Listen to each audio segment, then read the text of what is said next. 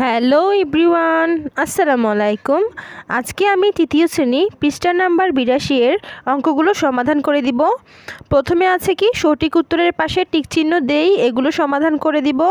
তারপরে হচ্ছে যে সংক্ষিপ্ত প্রশ্ন, এগুলো সমাধান করে দিব। তোমরা কে কোন জেলা থেকে আমার ভিডিওটি দেখছো অবশ্যই নিচের কমেন্ট বক্সে কমেন্ট করে জানাবে। আমি প্রত্যেকের কমেন্টে রিপ্লাই দিব। আর কেউ যদি কোনো অঙ্ক না পেরে থাকো সেগুলো কমেন্ট বক্সে লিখে দিবে, পৃষ্ঠা নাম্বারগুলো লিখে দিলে আমি সেগুলো সমাধান করে দিব। তাহলে চলো শুরু করা যাক। ১ নাম্বার অঙ্ক, প্রথমে কি বলেছে, সঠিক উত্তরের পাশে টিক চিহ্ন দেই। ১ নাম্বার, দুটি প্যাকেটের প্রতিটিতে 10টি করে কলম আছে। কলমগুলো 5 জন শিক্ষার্থীর মধ্যে সমানভাবে ভাগ করে দিলে প্রত্যেকে কয়টি করে কলম পাবে? সমস্যাটি সমাধানের সঠিক প্রক্রিয়া কোনটি? আনসার কি হবে? আনসার হবে ক নাম্বার। তাহলে ক নাম্বার আনসার আমরা টিক চিহ্ন দিব। আনসার হচ্ছে আমাদের ক নাম্বার, প্যাকেটের সংখ্যা গুণ কলম সংখ্যা, মানে প্যাকেটের সংখ্যা আর কলমের সংখ্যা আমরা যদি গুণ করি, তারপরে আমরা গুণ করে যে গুণফলটা পাবো সেটার সাথে আমরা শিক্ষার্থীর সংখ্যা যদি ভাগ করি তাহলে আমাদের আনসারটা চলে আসবে। তাহলে প্রথমে আনসারটা কি? প্যাকেটের সংখ্যা গুণ কলম সংখ্যা ভাগ শিক্ষার্থীর সংখ্যা। আনসার হচ্ছে ক। খও হবে না, গও হবে না, ঘও হবে না, আনসার হচ্ছে ক। এরপরে আমরা 2 নাম্বার অঙ্কটাতে যাচ্ছি। এইবার আসি আমরা 2 নাম্বার অঙ্কটাতে। এখানে কতগুলো 7 আছে প্রথমে আমাদেরকে গুনতে হবে। প্রথমে 1টা 7, 2টা 7, 3টা 7, 4টা 7, 5টা, 6টা, 7টা, 8টা 7 আছে। তাহলে 7 কয়টা আছে? 8টা, তাই 7 গুণ 8 দিলাম। তাহলে 2 নাম্বারের অঙ্কটার আনসার হবে কি?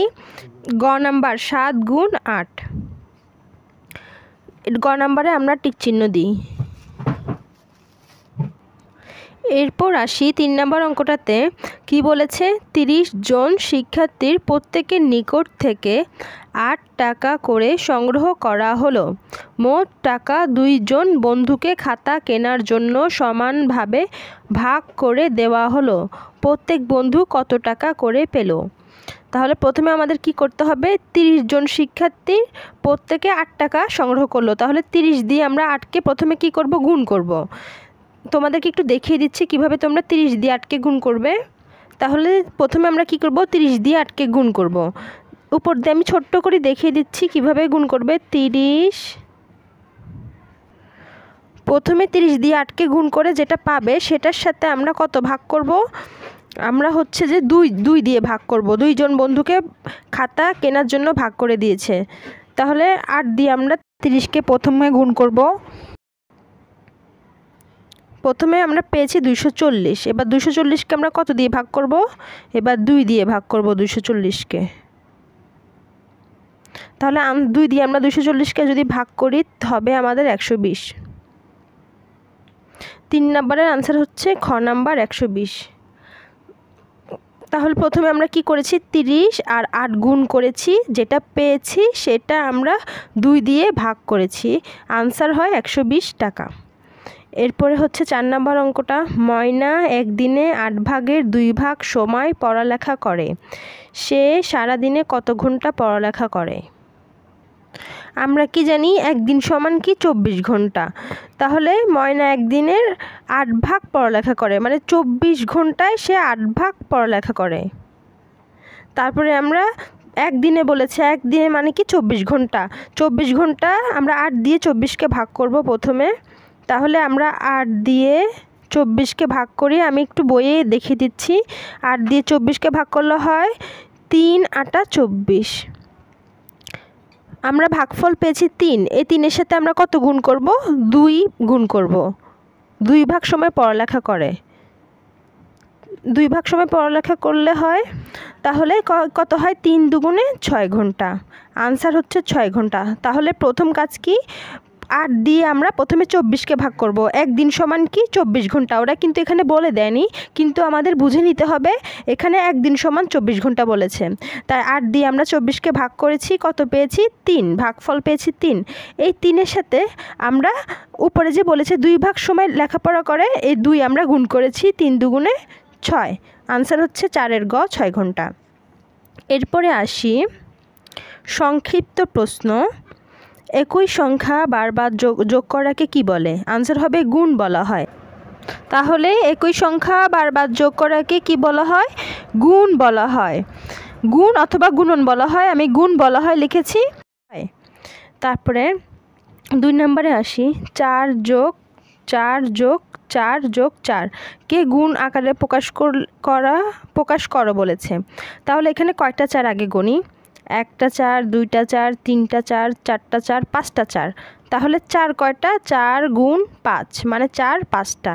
প্রথমে 4 কয়টা? 4 লিখবে, গুণ কয়টা 4? 5টা 4, তাই এখানে 5 লিখলাম। তারপরে 3 নাম্বার, এরপরে আসি 3 নম্বর অঙ্কটাতে। একই সংখ্যা বারবার বিয়োগ করাকে কি বলে? আনসার হবে ভাগ বলে। একই সংখ্যা বারবার বিয়োগ করাকে ভাগ বলে। আমি পাশে দিয়ে লিখেছি ভাগ বলে। তারপর 4 নম্বরের আনসার কি? 136 থেকে কতবার 4 বিয়োগ করা যায়? 136 থেকে 34 বার 4 বিয়োগ করা যায়। তাহলে 136 থেকে কতবার 4 বিয়োগ করা যায়? 34 বার 4 বিয়োগ করা যায়। এটা কিভাবে বের করেছি? আমরা 4 দিয়ে 136কে ভাগ করেছি। 4 দিয়ে 136কে ভাগ করলে আনসার আসে 34 বার। তাই 4 নম্বরের আনসার এভাবে পেয়েছি, হবে 34 বার। এবার 7কে 25 বার যোগ করারকে বিকল্প রূপে প্রকাশ করো। 7কে 25 বার যোগ করার বিকল্প মানে কি? আরেকভাবে কিভাবে আমরা বের করতে পারি? তাহলে আমরা বের করতে পারি 7 গুণ 25। 5 নম্বরের আনসার হচ্ছে 7 গুণ 25। এবার 6 নম্বরের আনসার দেখো, 3 বার 18 যোগ করারকে বিকল্প রূপে প্রকাশ করো। 3 বার 18 যোগ করাকে, তাহলে 3 গুণ 18। যোগের যদি কোনোখানে বলে যে 3 বার 18 যোগ করো, 5 বার 18 যোগ করো, তখন আমরা কি লিখে দিব? যেটা বলবে সেটা গুণ, যতবার বলবে তত সংখ্যা। এখন 3 বার